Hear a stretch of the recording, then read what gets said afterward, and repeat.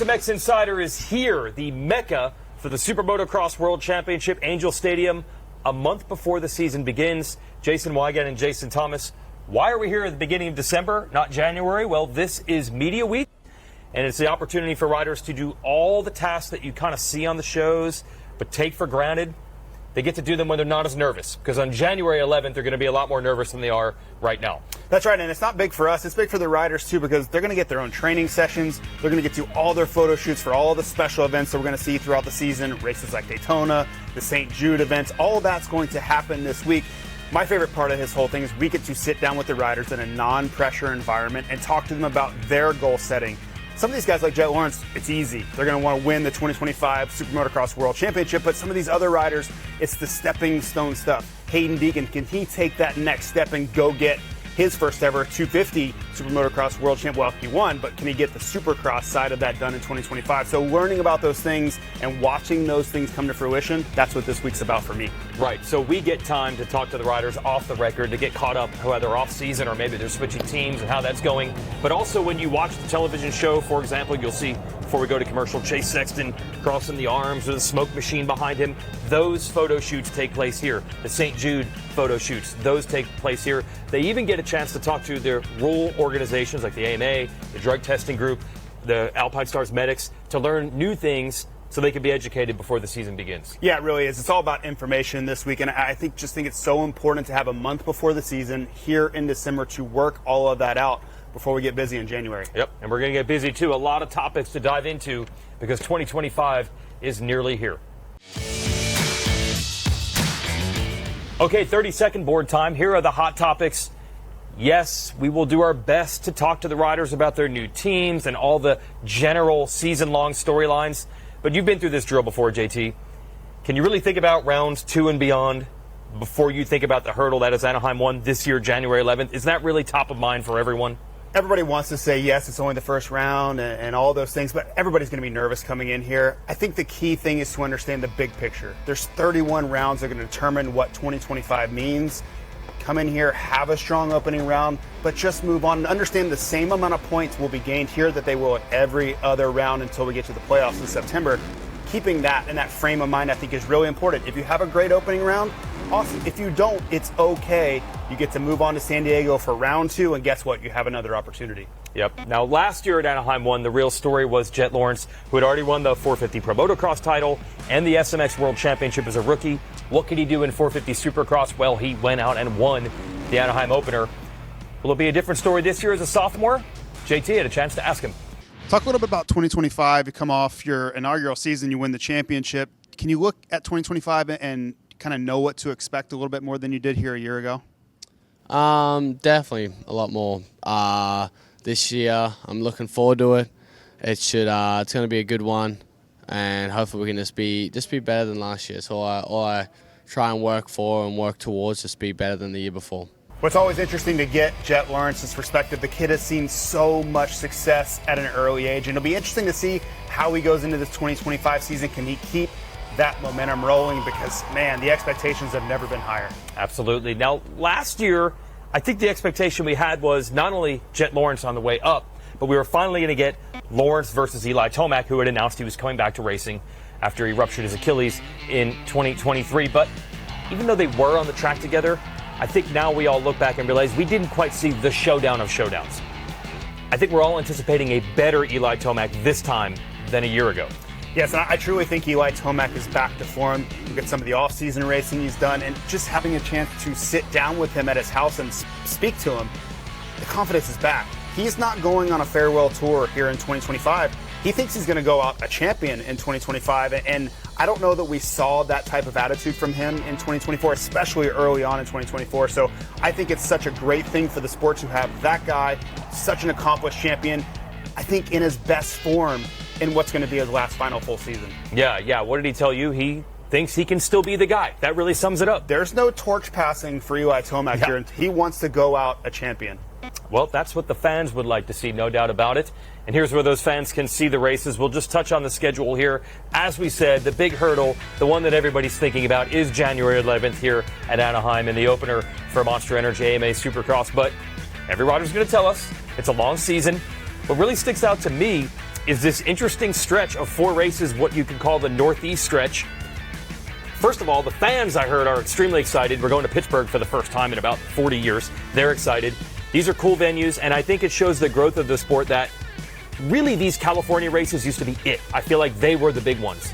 Now the sport can draw anywhere we go, and that schedule proves it. Absolutely. And you think about what a 14-year-old Jason Weigandt would be thinking looking at that stretch. I could have done 4 races in a row. Right. Yeah, that's incredible. But what I think about is, what's the weather going to be like? Mm-hmm. You think about the wrench that weather can throw into this championship. 4 rounds in a row where anything goes, springtime in the Northeast. That's a dynamic we really haven't faced in a long time. Thankfully, we've had great weather outside of some of the California rounds, which is a little strange, but think about what that can look like in April up there, and it's going to be a wild time. Oh, yeah, you're right. Last year, Supercross really very much determined on the weather report. Now, as far as the Pro Motocross leg of the SMX World Championship is concerned, we always bill that as the tracks you've come to know and love, on the dates you've come to know and love, the real tradition and history of the sport in motocross. But there is a subtle change this year. Ironman Raceway is going to host the Motocross of Nations next fall, so they're going to move the date of that race up a few weeks to create a little more separation for the fans in that area. So that'll be the third to last round. We'll go to Unadilla and then Budds Creek as the finale to crown the Pro Motocross champions before the SMX playoffs and World Championship again. And we will be announcing the venues for those playoffs and World Championship races at a later date.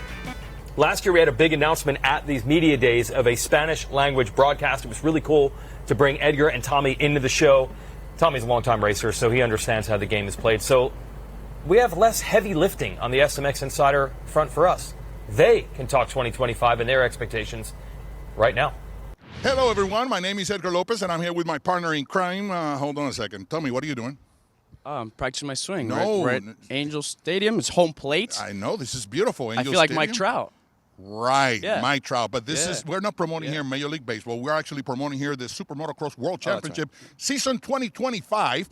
The season starts right here in January 11th, and this place is going to be transformed into a track, and you as a professional rider knows that very well. So what do you think about our second season together broadcasting in Spanish? That's right, in Espanol. And talking about Espanol, we got Jorge Prado coming here at Anaheim Angel Stadium to race the full season of SMX. We got Jet Lawrence. Everybody's chasing him in that #1 plate. And of course, in the 250 class, Hayden Deegan came to life at the end of the season. So he's going to be very, very exciting to watch. So don't forget to buy your SMX Video Pass this season so you can watch all the races. Así que get ready. It's going to be exciting 2025, our second season in Espanol, baby. All right, time for our big interview here, and it's big news on the heels of the successful Spanish language broadcast, which started in 2024. We're going to add a French language broadcast every week for the SuperMotocross World Championship, which gives us access to some of the best racers ever as our analysts. Marvin Musquin, David Villemin. We'll have Sebastian Tortelli on board with the broadcast as well. And my guy, French Weege. We've been crossing paths for 20-some years. Maxime Martin, and you've been calling races for a long time. Oh, yeah. You get to work with some legends. It's really going to be exciting to add this. Yeah, it's really important for us, because the Super Motocross World Championship will be for the first time in French all around the world. It will be available, and it will be for the 31 races. So it's going to be fun, cool, and I will be with some really nice legends of the sport. And Marv, what's really interesting about your perspective as an announcer now, most of the riders you've raced. You're not that far removed. Yeah, so I have a lot to say about those guys because, I know them so well and raced in America for 14 years, so I know those guys. And then DV, fans of the underground know you're very unfiltered, be it on social media or if you go on a podcast. I know you guys have a show together, so this is their chance. Will you be unfiltered on these shows as well? We'll see what happens, but I'm usually on, but it's... We'll see during the races. I'm very excited about teaming up with those guys, and I think it'd be fun for the French people, What's interesting is you guys were even bench racing about when you were kids growing up and how hard it was to see the races, and definitely you weren't going to hear them in French. So just explain how big a step this is for the next Marvin Musquin back home. Well, yeah, I mean, I'm a little younger than DV, but it was the same thing for me growing up. It was not easy to watch the races over in the US, but yeah, this is huge now. It'll be live and French commentating, so it's exciting for the fans. What was it like for you trying to watch these races growing up? There was not possible. Cassette. No, it was not on TV. It was on cassette tape. Maybe the following year. Yeah. The following year. The following year. We'll have Sebastian Tortelli, who you've gotten to work with pretty recently this year as well. Yeah, we've been commentating the Supercross of Paris together. So, you know what? I have just good people with me, like legends of the sport, world champions, people who won final here in the US. So it's gonna be really cool. They have a good eye on the races. So for sure, it's gonna be a good opportunity for the French people to watch the races. Okay, so let's talk a little bit of racing here. 2025, Marv. Again, you've raced a lot of these guys. When you're thinking Anaheim specifically, what are you thinking? You've won the race before. Is it don't think about it too much, it's a long season, or do you put a lot of stock in what we're going to see a month from now? No, I feel like you just want to win Anaheim 1. Yeah, okay. And you know everybody is going to be so good for some reason. Even though you have like no idea how they prepared during the winter season or whatever, or if they got injured or anything.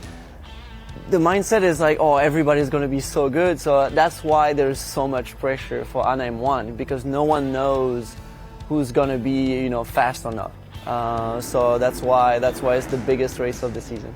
And then for you, DV, the game has changed a lot now that we've added the SMX portion and the World Championship and playoffs at the end. And you've really got to be good at all the disciplines, Supercross and Motocross, and then the hybrid at the end. How different is that compared to the strategy you would have had when you were racing? Yeah, I think A1 is very important, but it's a long season, 31 races, and I think you have to be consistent, strong. I think you have to come out swinging also, just to show the other riders like you did your homework during the winter, and you're ready to battle all year long. It's gonna be fun. We say every year it's the best year ever, but it might be the best year ever. Yeah, Marv, is there a little part of you that's like, the guys that I raced, yeah, you battled Cooper Webb and you battled Tomac and Jason Anderson for years. Do you get a little soft spot for those guys maybe still going out and getting this done? Yeah, I mean, when you have Jet Lawrence riding so good like that, you expect him to do so well. But this is fun about, Supercross, when you have a younger rider coming up like that and battling other guys that are 10 years older than him. Yeah. So yeah, we'll see. That's why it's exciting. A lot different generation of riders racing at the best level. So we'll see. The best will win. That's what makes it so fun. And you, sir, you come a long way. We used to meet in the press conferences when you were the translator for some of the French riders. So congrats on this gig, getting to work alongside the likes of these two. Yeah, it's going to be really cool, And one good thing also for French guys, for French people, usually the races live are during the night. Yes. So you will be able to see it live for sure, but when you wake up on Sunday morning, you can see the replay also with the video pass. Yeah, not everyone's going to wake up at 4 in the morning like Maxim to announce these races or to watch. Anyway, that's huge news. French broadcast alongside the Spanish language and English broadcast exclusively on the SMX Video Pass. So sign up now and get a window into the world like we've never quite had before. Really exciting to add that for 25. Okay, so always adding something new here. Added the Spanish broadcast, added the French broadcast now coming for 2025, and even better, sports betting. You folks have heard some rumors that this could be coming to this sport for a while. JT, I don't know if you can confirm or deny if you've ever partaken before in any particular sport. This Never. one, never. No proof We don't of this. have all the details yet, but sports betting is coming to the SuperMotocross World Championship. We'll give you the details once they're available, but this is a potentially big step for this racing series. Well, it kind of felt inevitable. Look around, and it's all in all the sports around us, and you think what this can do for the SMX League. I just think it was the next step. I'm excited for it. I wish I could partake because, listen, I've been watching sports betting and other sports for years, college football, all these things, and to have that in the sport we all love, I think it's a great addition, and our fans are going to be all about this. What we have learned is how difficult it is to actually make that work correctly. This has been years in the process to get the sport to the level where it would be recognized and to be done fairly. We'll have more of those details coming, but sports betting is coming to the SuperMotocross World Championship in 2025. And if you're trying to guess who's going to win, well, we have some stats that actually prove how difficult it is. We have 5 riders that have won the 450 Championship and Monster Energy Supercross before, all in the gate. We've talked about this several times. That's the most ever. We've never had 5 champions on the gate at Anaheim 1. Well, that's the parity that we have here going into 2025, and I think you really need that outlier guy to kind of break that trend. Now, can we get a back-to-back champion in 2025? That's going to be a big question that someone like Jet Lawrence that I got to speak to is going to try to answer. But I just think it is such a great time to be a fan of the sport, because every single time that gate drops, you don't know who's going to win. It could truly be one of the old guard that's coming back to try to reclaim this championship. Or, of course, it could be your 2024 SMX World Champion, Jet Lawrence. I think everybody expects that. And don't forget about that Chase Sexton guy. He's still in there, too. I'm glad you brought that up. That's a point that I wanted to make. Tomac getting back to his previous level, Jet Lawrence being the defending champion, both the Supercross portion of this and the SMX World Champion. I feel like that has taken a lot of the limelight. But let's not forget, Chase Sexton dominated Pro Motocross last year, won Supercross the year before that. But even more importantly, at these media days last year, I feel he was really billing the move to KTM as a work in progress. Well, he's had more than 12 months now on the motorcycle. No more excuses. He's got to make it happen now on this motorcycle. You would think so, but has there ever been a rider that has been less, or I would say more underwhelming coming into a championship than Chase Sexton? And he's won 2 out of the last 4 championships in the 450 class. I don't know that you could ever say that about another rider. And I guess maybe it was the crash in Las Vegas that took him out of SMX World Championship contention, and then he wasn't able to participate in Motocross of the Nations, so he kind of fell off the radar a little bit. But if there was ever a rider that needed to step up and kind of retake his claim in the sport, I think that is Chase Sexton going into this season. Okay, so great expectations for Chase Sexton. I had a chance to ask him about those for 2025. I will say I feel a lot better this year than I did last year at this time. Last year I came here and I was struggling with the bike, but I didn't really say anything. And this year I feel really good, actually. I've been riding well. I've had some good weeks of motos testing with the team. So overall in a way better headspace, and overall just better spot this year. Unfortunately, we kind of left you alone. It was not the end of the season that you wanted with SMX and not getting to race Nations. What was the emotional low like, I'm assuming, after that night, how that turned out? I mean, to be honest, the season's very long, so I was bummed on what happened, how my season ended, because that's 2 years in a row that I haven't been able to finish SMX. But yeah, I was bummed not to race those Nations. I just kind of, after that race, I went home. I kind of just checked out mentally from racing, and I had like 5 or so weeks off the bike, which really helped me. And when I came back, I kind of had that fire again, and not the way I wanted it to end, but everything happens for a reason, and I'm back and ready to go. My hand, everything's fine, so we're ready to get rolling in here in a month. On a higher note, the Texas SMX round right before that ended very well for you. Is that a sign of the progress you made, even compared to what we saw in Supercross last year? Yeah, I would say even since Dallas, I've made even bigger progress from then till now, which is crazy. I hadn't really ridden that much, but we made a lot of progress with the bike. My starts are so far in practice a lot better than last year. That's the biggest thing I'm trying to work on this year, is getting out front, because stuff like that doesn't happen like SMX when I got landed on when I'm in the front. So eliminate that factor, and obviously work on the bike a little bit, but my riding's been really good, like I said, and just having fun at the moment. Positive vibes for Chase Sexton going into 2025. That's what you like to hear. We always say #Deep Field. Well, let's add the 4-time MXGP World Champion, 2 in the 250 class, 2, and defending in the 450 class, Jorge Prado to the mix with Monster Energy Kawasaki. That is a really intriguing addition to the series. It is, and I think for Jorge Prado, it's keeping it in perspective. Yes, he's coming over, and I'm sure he has championships on his list of goals, but I think this is going to be a learning process, just like it was a year ago in January. Come over, I don't want to say get your feet wet, because that was last year, but take steps towards where you want to get to. And for all you fans out there, whether you're stateside, whether you're watching on the SMX Video Pass, and you're thinking about Jorge Prado champion in America, I think that day may be coming, but I would say wait on those goals until May. If he shows up in May and he's healthy, and we start the Pro Motocross leg of this SMX World Championship, I say it's on. Right? There is nothing that he can accomplish, but just give him time. I think it's very unfair to expect him to come out and be a winning or podium level guy early on. He changed teams, he changed bikes. He hasn't ridden anything that wasn't a part of the KTM group since he was 12 years old. So this is going to be a big move for him, and I say just give it time and let him progress into it. Okay, so all these storylines we're discussing, and then adding Jorge Prado to the mix, and Chase Sexton much more ready this year than last year, and Tomac getting better, and Jet Lawrence defending. Let's not forget Hunter Lawrence should be better in a second year. Cooper Webb, on and on we go. And that's just 450s. 250 class might even be harder to predict than that. But is it really a deep field? Because I would argue Hayden Deegan has really taken a step. So is it a deep field, or is everyone else just living in Hayden Deegan's world? That's a bold question. It demands a bold answer. I think they are. And I know that Deegan did not win the Supercross title last year. That's Tom Vielle and RJ Hampshire, the defending champions of East and West, respectively. But if you watch what Deegan did in the latter portion of last year, the hybrid tracks, I know, in the SMX playoffs and World Championship are different than Supercross, but JT, are they that different? He was coming from 12th, 10th place, winning races, not even coming down to the wire. If he could do that last September, is it going to be any different in January?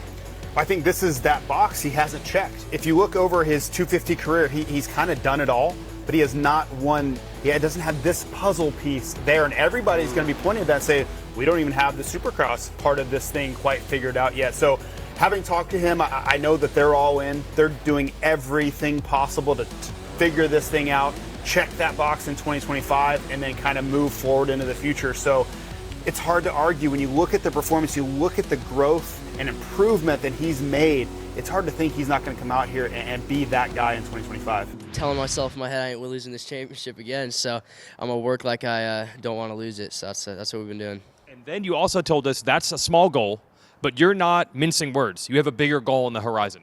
Yeah, I mean, I feel like any 250 champion, I mean, obviously it's their goal, but I feel like I'm going to try and work a little harder than everybody else for it. So obviously the goal is the 450 class. So right now it's working through the steps. We want to win the 250 titles, but long-term goal is blasted on the board is, go up there and try to be a 450 champion. And let's not forget, go all the way back to the very, very beginning of 250 East last year. It was Austin Forkner writing the Cinderella story, turned into a pumpkin again. Now he's changed motorcycles for the first time in his career, and to Triumph, who's only 1 year into this game, there's a lot of intrigue. I have no idea where is the window for Forkner. I have no idea. Well, he has to be the fastest, most capable rider that no one's really talking about. And for good reason. He really went through hell in 2024. You think about him coming out on fire, winning that opening round in Detroit, and everybody was talking about it. This is his year. He's finally going to get it done. And then he broke everybody's heart with that huge crash in Arlington and all the things he went through after.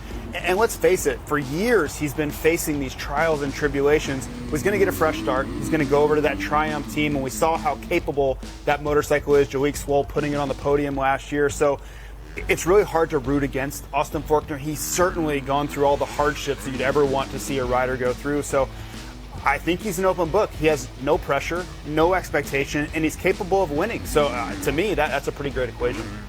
Before we get to that, we definitely want to give a shout out to the pioneers who helped us get here. I say there's probably 4 or 5 people as racers in America that really built building blocks to get us where we are. And it actually starts with Malcolm Smith, who is really predating what we now know as the SMX World Championship. But anyone of a certain age that saw him in the seminal movie On Any Sunday knows that really launched the industry of dirt bike riding and racing in America. 83 years old, he just passed. AMA Hall of Famer, all-time legend. And also Mary McGee. She is the first person to ever solo the Baja race, the female that did it. She also passed at the same time. So we just want to tip the hat and the visor to those who helped build this. Yeah, pivotal people in this sport's history. We're at a pivotal place in this sport's history. So it is, you hate to see these legends pass, but they won't be forgotten anytime soon. No. There's a lot of fans that'll be in these stands that'll say that they got into this because of the likes of Malcolm Smith. So thoughts to his family as we get ready to continue a legacy that was started way back then. All right, SMX Facts time. We bring our staff statistician, Clinton Fowler, onto the show. As always, it's really hard to take this many riders and a 31-race season that's going to go from January to September and boil it down to just a few key elements. But what is on your mind at least a month before Anaheim? Yeah, I got 2 questions, 2 facts for you guys today. All right. The first is got to be focused on Jet Lawrence and if he can go back-to-back. And if you think about it, we haven't had a back-to-back champion since Ryan Dungey in 2015 through 2017. So 5 different champions in the last 7 years. It's been a while, JT. But if you look at history, it gets even worse. There's only been 16 times in the 49 years where we've had a back-to-back champion. It says that there's a 30% chance, 32% chance that Jet can go out there and go back-to-back. I think he can do it. Do you agree? When you talk about Jet Lawrence, I don't think there's a 32% chance that he's going to do anything. I think it's always going to be higher. The kid is just too good. And of course, he's going to have to go out and prove it on the racetrack, and everybody's coming for him. When you ask every single rider who they're gunning for, to a man, they all say Jet Lawrence. So that makes it a little bit tougher, but I just don't think we've seen a talent like Jet in a very, very long time. And until Jet decides to start losing, I don't know that he's going to. Okay, that's thought number 1. You said you had 2. Yeah, 2 So facts. what's the second one? Okay. 2 facts. We got to talk about Hayden Deegan, the obvious choice to talk about right now. But the question is, can he sweep the Super Motocross World Championship? Can he win both Pro Motocross and Supercross? He's demonstrated to us that he can win the Pro Motocross. He hasn't won a Supercross championship yet, JT. Now, when we look at history, it gets really interesting. In the 40 years of having Supercross and Pro Motocross, we've seen it won in the same year 12 different times. Only 30%. But in the last 9 years, we've seen it happen 6 times. So can he add that Supercross one and go repeat as a Pro Motocross champion?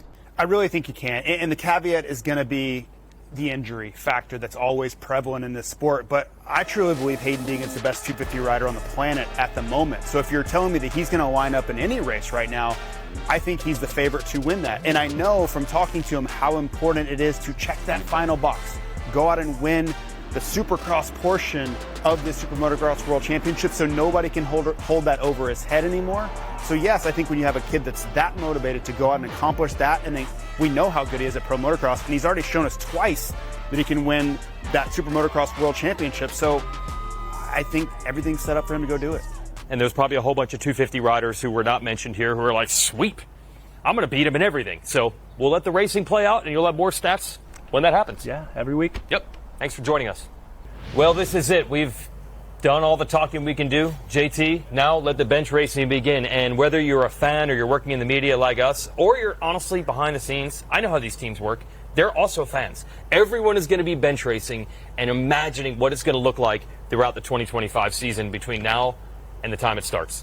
I've already had my mail forwarded. I'm staying here. I was checking out one of the dugouts. I'm just going to camp out here. It's only a month. I can make it a month. Yeah. I will be here. Let me know when you arrive. We'll grab dinner. Anaheim's almost here. I'm already fired up. It's beautiful weather in Orange County year-round. You can sleep in the dugout. It's fine. Yes, this is it, folks. The Mecca of Supercross will kick off the entire 2025 Super Motocross World Championship campaign. So thanks for joining us. We thank everyone for participating in Media Days as everyone tries to collectively lift the sport to an even higher level in the upcoming season. Thanks for watching.